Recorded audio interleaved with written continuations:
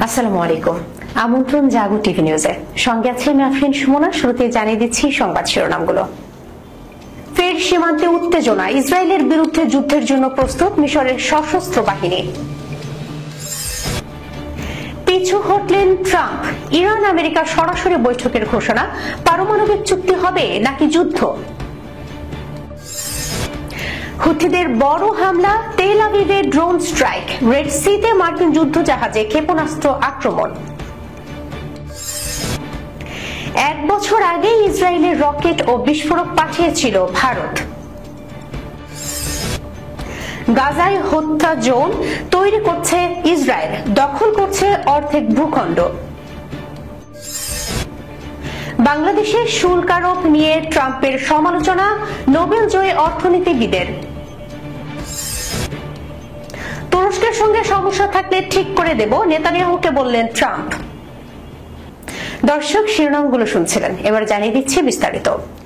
যুদ্ধের জন্য প্রস্তুত মিশরের সশস্ত্র বাহিনী, এমন মন্তব্য করেছেন দেশটির কৌশলগত বিশেষজ্ঞ মেজর জেনারেল ডক্টর সামির ফারাক। সাম্প্রতিক সময়ে মিশর এবং ইসরায়েলের মধ্যে সম্পর্কে টানাপোড়েন চলছে। ইসরায়েল বলছে মিশর তাদের সীমান্তের কাছে বিপুল সংখ্যক সেনা মোতায়েন করেছে, যা সরাসরি হুমকি হতে পারে। তবে মিশর দাবি করছে এই সেনা সমাবেশ শুধু সিনাই উপত্যকার সন্ত্রাসীদের দমন করার জন্য। তাহলে সত্যটা কি? 1979 সালের শান্তি চুক্তি অনুযায়ী মিশর ও ইসরায়েল সীমান্তে সেনা মোতায়েনের বিষয়ে কড়া বিধিনিষেধ রয়েছে। কোন নতুন সেনা মোতায়েন করতে হলে ইসরায়েলের অনুমতি লাগে। তবে এবার ঘটেছে অন্য ঘটনা। ইসরায়েলের সাথে কোনো রকম আলোচনা ছাড়াই সীমান্তে বিপুল সংখ্যক সেনা ও ট্যাঙ্ক মোতায়েন করেছে মিশর। কয়েকটি ভিডিও চিত্রে এমনই দেখা গেছে। ফিলিস্তিনি স্বাধীনতাকামী গোষ্ঠী হামাস এবং মিশরের সশস্ত্র বাহিনী সম্পর্কে দেশটির কৌশলগত বিশেষজ্ঞ মেজর জেনারেল ডক্টর সামির ফারাগের এক মন্তব্যে সামাজিক যোগাযোগ মাধ্যমে ব্যাপক আলোচনার জন্ম দিয়েছে। গেল শনিবার সাদা এল বালাদ টিভিতে প্রচারিত মিশরীয় টক শো আলা মাজৌলিটিতে মিশরের ক্রমবর্ধমান উত্তেজনা এবং সামরিক বাহিনীর সতর্ক অবস্থার কথা বলেন ফারাগ। তিনি দাবি করেন যে যুদ্ধের জন্য প্রস্তুত মিশরের সশস্ত্র বাহিনী। সোমবার এক প্রতিবেদনে খবর জানায় সংবাদ মাধ্যম middle east monitor. Doctor Samir ফারাক বলেন, চলমান আঞ্চলিক উত্তেজনার কারণে মিশরে উদ্বেগ স্বাভাবিক। আগামীকাল যুদ্ধ শুরু হতে পারে এমন ধারণা নিয়ে মিশরের সশস্ত্র বাহিনী সর্বোচ্চ স্তরে প্রস্তুতি নিচ্ছে। ফারাক মিশরীয়দের মধ্যে নতুন করে দেশপ্রেমের চেতনার কথা তুলে ধরেন। তিনি বলেন, ঈদ উল ফিতরের সময় নাগরিকদের কাছ থেকে সামরিক সেবার স্বেচ্ছাসেবক হওয়ার আহ্বান ত্যাগ এবং জাতীয় কর্তব্যের একটি স্বাভাবিক অনুভূতির দিকটি প্রতিফলিত করে।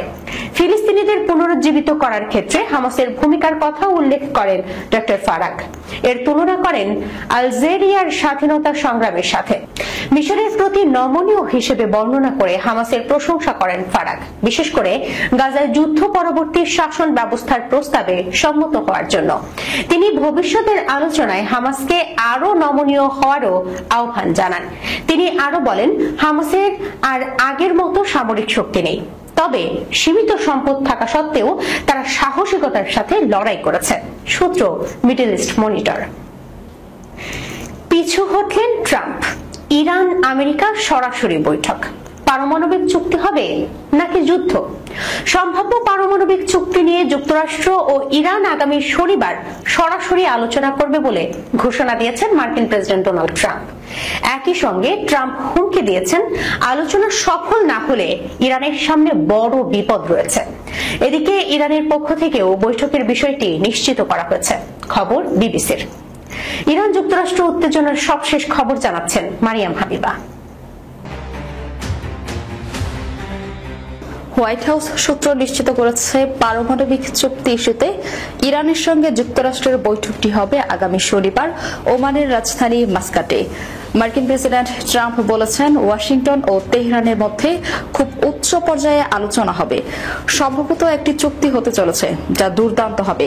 সোমবার ওভাল অফিসে ইসরায়েলি প্রধানমন্ত্রী বেঞ্জামিন নেতানিয়াহুর সঙ্গে বৈঠকের পর সাংবাদিকদের ট্রাম্প বলেন, শনিবার ইরানের সঙ্গে আমাদের একটি খুব বড় বৈঠক আছে এবং আমরা সরাসরি তাদের সঙ্গে কাজ করছি। একই সঙ্গে ট্রাম্প কিছুটা হুমকি দিয়ে বলেন, যদি কোনো চুক্তি না হয় তবে এটি ইরানের জন্য খুব খারাপ দিন হবে। আলোচনা সফল না হলে ইরান বড় বিপদে পড়বে। ইরানের পারমাণবিক অস্ত্র থাকতে পারবে না। মার্কিন প্রেসিডেন্ট ইরানের সঙ্গে এই বৈঠকের ঘোষণা এমন সময় দিলেন, আগ মুহূর্তে হোয়াইট হাউসে তার সঙ্গে সাক্ষাৎ করেছেন ইসরায়েলি প্রধানমন্ত্রী বেঞ্জামিন নেতানিয়াহু। ইরানকে পারমাণবিক অস্ত্র অর্জন থেকে বিরত রাখতে দেশটির সামরিক আক্রমণের পক্ষে নেতানিয়াহু। এদিকে মার্কিন প্রেসিডেন্ট ইরানের সঙ্গে আলোচনা সম্পর্কে আর বিস্তারিত কিছু জানাননি। এরই মধ্যে আলোচনা কতটা এগিয়েছে বা কোন কর্মকর্তা এতে অংশ নিচ্ছেন তা প্রকাশ করা হয়নি। তবে ইরানের পররাষ্ট্রমন্ত্রী আব্বাস আরাকচি বৈঠকের বিষয়টি নিশ্চিত করেছেন। এক এক্স পোস্টে তিনি বলেন, ওয়াশিংটন ও তেহরান আগামী 12 এপ্রিল ওমানে বৈঠক করবে। এটি পরীক্ষার মতো একটি সূত্র বল এখন আমেরিকার কোর্টে।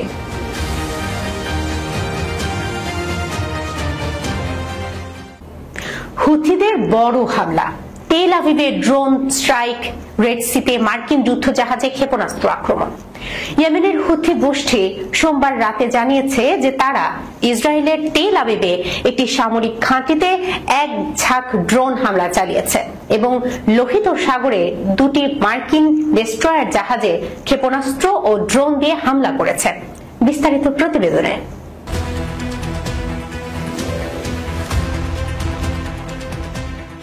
হুথি সামরিক মুখপাত্র ইয়াহিয়া সারি একটি টেলিভিশন বিবৃতিতে ঘোষণা করেন যে তাদের বিমান বাহিনী অধিকৃত ইয়াফা অঞ্চলে ইসরায়েলি শত্রুর একটি সামরিক ঘাঁটিতে লক্ষ্য করে বেশ কয়েকটি ইয়াফা ড্রোন ব্যবহার করে একটি অভিযান পরিচালনা করেছে।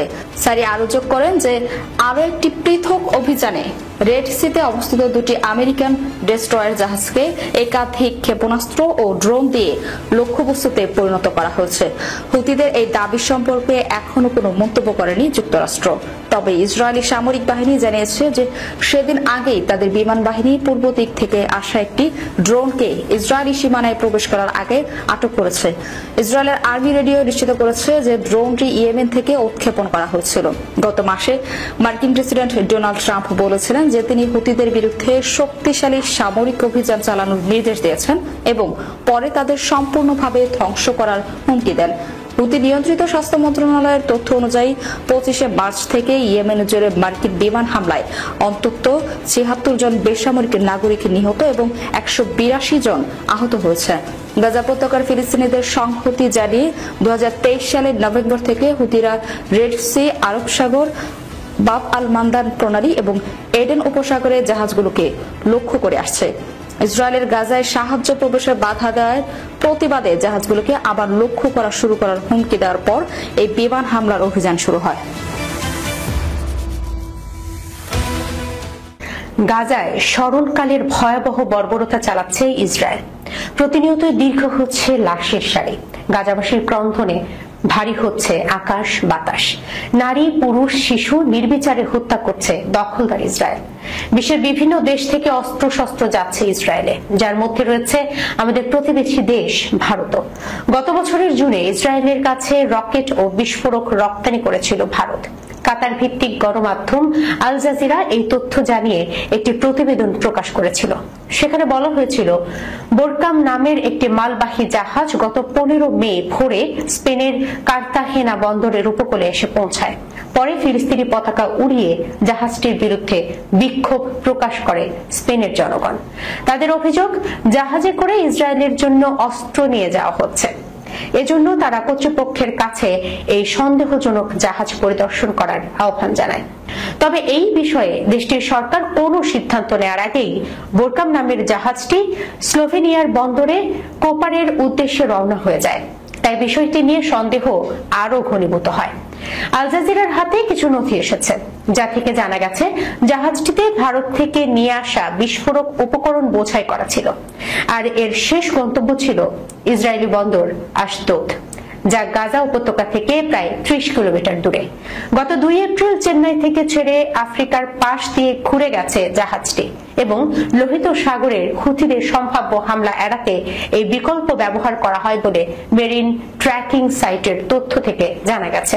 Solidarity network against the Palestinian occupation এসব নথি অনানুষ্ঠানিকভাবে সংগ্রহ করেছে। যা থেকে জানা গেছে ওই জাহাজে 20 টন রকেট ইঞ্জিন, 12.5 টন বিস্ফোরক যুক্ত রকেট, 1,500 কেজি বিস্ফোরক এবং 740 কেজি চার্জ ও কামানের প্রোপাল্যান্ট বোঝাই করা ছিল। গাজা সীমান্ত থেকে ভেতরের দিকে বিস্তীর্ণ এলাকা জুড়ে হত্যা জোন তৈরি করেছে ইসরায়েলি বাহিনী। ওই নির্দিষ্ট জোনের ভেতর যে কোনো ফিলিস্তিনিকে দেখা মাত্রই গুলি করার নির্দেশ দেওয়া হয়েছে। এছাড়া গাজার অর্ধেকের বেশি ভূখণ্ড এরই মধ্যে দখলে নিয়েছে ইসরায়েলি বাহিনী। আরো ভূখণ্ড দখলে নিতে ক্রমশ এগিয়ে যাচ্ছে গাজা উপত্যকার ভেতরের দিকে। ইসরায়েলি প্রতিরক্ষা বাহিনীর সেনা সদস্যদের বরাত দিয়ে এসব তথ্য জানিয়েছে ব্রিটিশ সংবাদ মাধ্যম দ্য গার্ডিয়ান। মারিয়াম হাবিবার রিপোর্ট।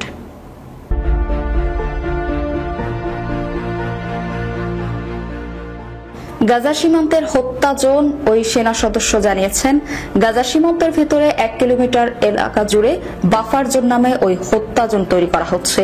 এজন্য গুড়িয়ে দেওয়া হচ্ছে ওই এলাকার বাড়িঘর, কারখানা, খামার সহ সব স্থাপনা। ইসরায়েলি সেনাবাহিনীর অন্তত 4 জন সদস্য জানিয়েছেন, সীমান্তে কথিত ওই বাফার জোনে কেউ প্রবেশ করলে তাকে হত্যা করা হবে, সে ধরনের প্রস্তুতি রাখা হচ্ছে। 42 দিনের যুদ্ধবিরতির পর গত মাসে নতুন করে গাজায় ব্যাপক হামলা শুরু করে ইসরায়েলি বাহিনী। তার আগের চেয়েও আগ্রাসী ভঙ্গিতে গাজা উপত্যকার দখল নিতে শুরু করে। এর মধ্যে ইসরায়েলি বাহিনী গাজার 50% বেশি ভূখণ্ড দখল করে নিয়েছে। মানবাধিকার কর্মী ও বিশেষজ্ঞরা বলছেন, গাজা ইসরায়েলের দখলে নেওয়া জমি তারা দীর্ঘমেয়াদী নিয়ন্ত্রণ বজায় রাখার জন্য ব্যবহার করতে পারে। জমির মধ্যে একটি করিডোর আছে যা অঞ্চলের উত্তর থেকে দক্ষিণকে বিভক্ত করে। সম্প্রতি ওই করিডোরটি আবার নিয়ন্ত্রণে নিয়েছে ইসরায়েল। বার্তা সংস্থা এপি লিখেছে, অতীতে লাখ লাখ ফিলিস্তিনি যে জমিতে বাস করত তা এখন ইসরায়েলের বাফার জোন। অথচ এই এলাকাটি একসময় গাজার কৃষি উৎপাদনের মূল চাবিকাঠি ছিল। স্যাটেলাইট ছবিতে দেখা যাচ্ছে একসময়ের ঘনবসতিপূর্ণ বসতি এখন ধ্বংসস্তূপে পরিণতই।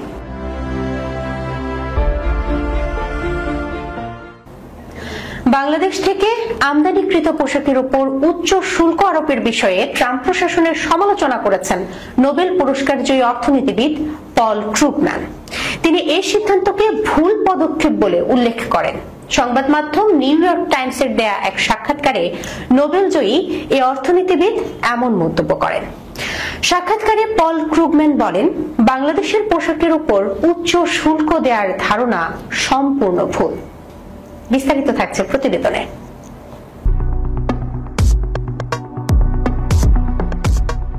নোবেল জয়ী অর্থনীতিবিদ পল ক্রুগম্যান বলেছেন, এটি বাণিজ্যিক বিঘ্নিত করে আমেরিকান ভোক্তাদের জীবনযাত্রার ব্যয় বাড়ায় এবং আমাদের নিরাপত্তা বৃদ্ধিতে কোনো ভূমিকা রাখে না। ক্রুগম্যান জাতীয় নিরাপত্তার যুক্তি তুলে ধরে বলেন, স্থানীয় উৎপাদন, বন্ধুত্বপূর্ণ দেশে উৎপাদন এর মাধ্যমে সরবরাহ শৃঙ্খল নিরাপদ করা যায়, কিন্তু এজন্য ভিয়েতনাম, বাংলাদেশ, কানাডা বা মেক্সিকোর উপর শুল্ক চাপানো সমাধান নয়। ট্রাম্পের বাণিজ্য নীতির সমালোচনা করে তিনি বলেন, বর্তমান প্রশাসন স্বাধীন দৃষ্টিভঙ্গি সম্পন্ন বিশেষজ্ঞদের পরিবর্তে শীর্ষ নেতৃত্বের পছন্দ সহ কথা লোকদের পরামর্শ গ্রহণ করছে। তিনি উদাহরণ হিসেবে বব লাইটহাইজারের কথা উল্লেখ করেন। লাইটহাইজার ওয়াশিংটনে সংরক্ষণবাদী নীতির একজন প্রভাবশালী কণ্ঠস্বর হিসেবে পরিচিত।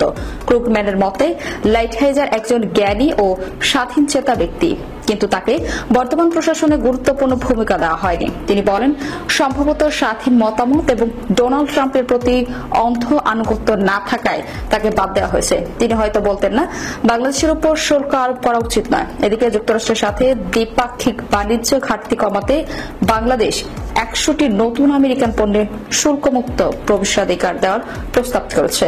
বাণিজ্য বিষয়ক উপদেষ্টা শেখ বাশির উদ্দিন গত সোমবার যুক্তরাষ্ট্রের বাণিজ্য প্রতিনিধি দপ্তর এর কাছে এই সংক্রান্ত প্রস্তাব পাঠান।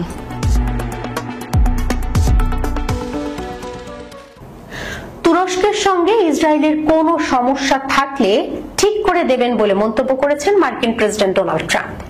ইসরায়েলি প্রধানমন্ত্রী বেনিয়ামিন নেতানিয়াহুকে এই আশ্বাস দিয়েছেন তিনি। খবর আনাদুল এজেন্সির। সোমবার ট্রাম্প ওভাল অফিসে নেতানিয়াহুকে আতিথ্য দেওয়ার সময় সাংবাদিকদের সামনে ট্রাম্প এসব বলেন, তবে শর্ত দেন তুরস্কের সাথে ইসরায়েলের যে কোনো বিরোধের ক্ষেত্রে নেতানিয়াহুকে যুক্তিসঙ্গত হতে হবে। বিস্তারিত প্রতিবেদনে।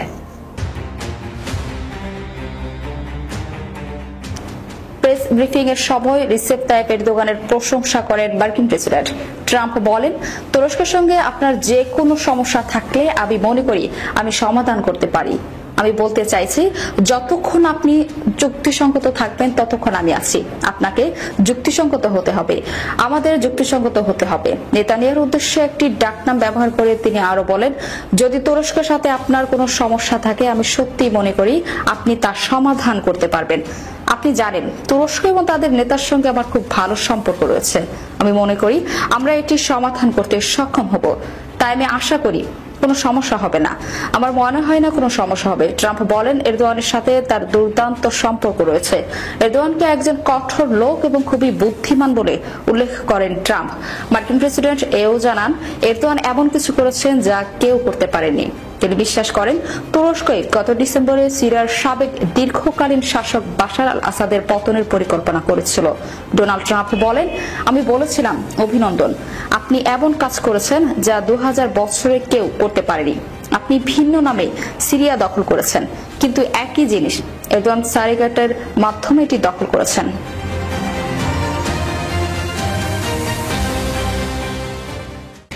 দর্শক, এই ছিল এখনকার মতো জাগো টিভি নিউজে। যাবার আগে সংবাদ শিরোনামগুলো জানিয়ে দিচ্ছি আরো একবার। ফের সীমান্তে উত্তেজনা, ইসরায়েলের বিরুদ্ধে যুদ্ধের জন্য প্রস্তুত মিশরের সশস্ত্র বাহিনী। পিছু হটলেন ট্রাম্প, ইরান আমেরিকা সরাসরি বৈঠকের ঘোষণা, পারমাণবিক চুক্তি হবে নাকি যুদ্ধ। হুথিদের বড় হামলা, তেল আবিবে ড্রোন স্ট্রাইক, রেড সিতে মার্কিন যুদ্ধ জাহাজে ক্ষেপণাস্ত্র আক্রমণ। 1 বছর আগে ইসরায়েলের রকেট ও বিস্ফোরক পাঠিয়েছিল ভারত। গাজায় হত্যা জোন তৈরি করছে ইসরায়েল, দখল করছে অর্ধেক ভূখণ্ড। বাংলাদেশে শুল্ক আরোপ নিয়ে ট্রাম্পের সমালোচনা, নোবেল জয়ী অর্থনীতিবিদের। তুরস্কের সঙ্গে সমস্যা থাকলে ঠিক করে দেব, নেতানিয়াহুকে বললেন ট্রাম্প। এখনকার মতো এই পর্যন্ত। এতক্ষণ সঙ্গে থাকার জন্য ধন্যবাদ সবাইকে। আল্লাহ হাফেজ।